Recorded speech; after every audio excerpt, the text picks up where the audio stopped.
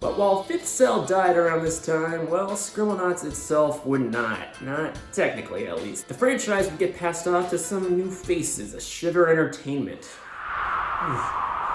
cold in here. The first thing Shiver Entertainment would do with this franchise is make Scribblenauts Showdown. Oh, come on, this name sucks. I would have just taken fighting words. That was so good, and this is just generic. You may as well just name it like Scribblenauts Reloaded or something. I actually haven't played this one before this review. I've actually played every Scribblenauts game before this, at or near launch up to this point. I didn't even know this game out, like no one talked about it, so let's give it a chance. It could be good. It's not gonna be good. Why couldn't we use a Pro Controller? Why couldn't we use 2 Joy-Cons? Why were they so adamant about a single Joy-Con controller? For a Scribblenauts game, it does hurt the experience quite a bit. Well, the real reasoning for it is because this is a Mario Party clone. Oh, come on.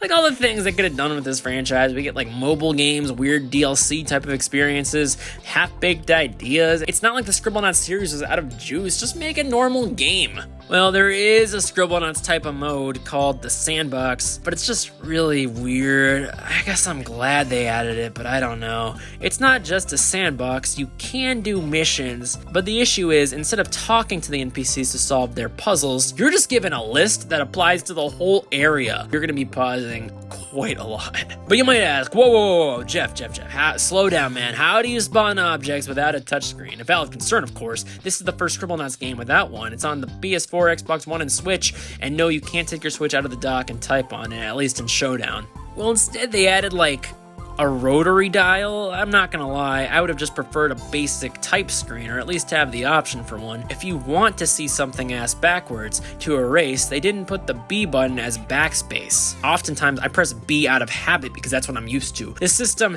does get easier over time, but I'll be honest, it still feels really shoehorned in and you never really get used to it. So you might have seen it on screen during the unlimited section, and yes, this is the workaround for the Scribblenauts Mega Pack that the same consoles would also receive a year later. So that's where I experienced this system the most. I should note that Mega Pack also received a PC version where you can type. So okay, here's my advice. Throw all versions of this game in the trash that aren't the PC version. Even though I'm mainly a console gamer, in this case I have no choice but to succumb to the PC master race. Everyone throw your consoles away. You don't need them, alright? There isn't too much to say about Mega Pack besides the controls. There's some minor adjustments and even new levels, which, you know what, I didn't even know they were new until I looked it up, so I actually thought it was just a part of the game. So they actually did a pretty good job in terms of integrating new content. And hey, they added new content, period, putting another remake above Mario 3D All-Stars. Anyways, the rotary dial sucks beyond just, existing, because now you can't add adjectives to one word. Like if you try to search atrocious video game, you have to first type video game and then atrocious separately. You can't tell by my brilliant humor, this game's atrocious. Part of the fun of Super Scribblenauts was typing it all in one go, seeing how crazy of a creation you can make, but nope, we're taking that away. This also leads to issues with things like ropes. Moving is now a completely separate mechanism, which works fine, but the ropes and tape and things that require you to mess with that are basically impossible to do anywhere near how you could in the DS version. Instead of tapping on objects now, you simply press the B button to activate it and shuffle through them with the control pad. Like, sure, there are workarounds with this new control scheme, it's playable, but just buy the PC version. Like, honestly, at least you can use a keyboard and mouse there. Showdown doesn't have a PC version, so we're kind of fucked. Yeah, these hub worlds are really bad. I appreciate the sentiment, alright? I appreciate them trying to have something Scribblenauts related, but it's so half-assed and awkward that I really can't praise it beyond that, especially because you have to use a single Joy-Con here. It's just so soulless. Like, it doesn't feel like Scribblenauts. You could tell a new developer made this. There's no heart and soul. Yeah, the sad thing is, this is like by far the best part about this game. I'm not kidding.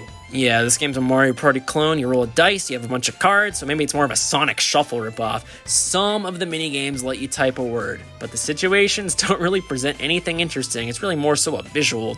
There aren't any puzzles. You don't get rewarded with anything. Sure, there's a bit of a challenge in how you search a word. Sometimes it'll say, this has to start with a letter, or this needs to be steel, but it's not enough to make it interesting. But you want to know the real kicker? Not all the minigames even have the word mechanic. So you literally just play generic minigames with no Scribblenauts charm whatsoever. Like, I didn't like the words that much, but you gotta at least have that. It's a Scribblenauts game. Sure, the graphics look like fine. It kind of looks like a Flash game or something. It reminds me of Prop Tropica, and I can't believe I'm making that sort of reference here. The whole game just feels cheap. Some of the mini-games are really shameless, too. They have either really simple premises, or in some cases, you have to use motion controls. Like, yep, let's just add another thing to the checklist of what makes a bad game. And there's not even online in this game. Like, at least have that. You're making a party game in 2018, but you don't even put online? What are you, Nintendo?